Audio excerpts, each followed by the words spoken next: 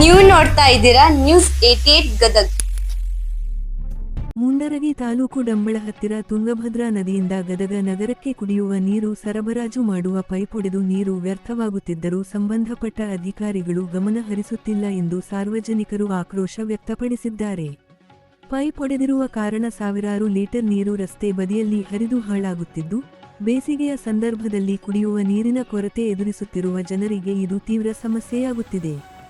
ಸ್ಥಳೀಯರು ತಕ್ಷಣ ದುರಸ್ತಿ ಕಾರ್ಯ ಕೈಗೊಂಡು ನೀರಿನ ವ್ಯರ್ಥವನ್ನು ತಡೆಯುವಂತೆ ಅಧಿಕಾರಿಗಳನ್ನು ಒತ್ತಾಯಿಸಿದ್ದಾರೆ.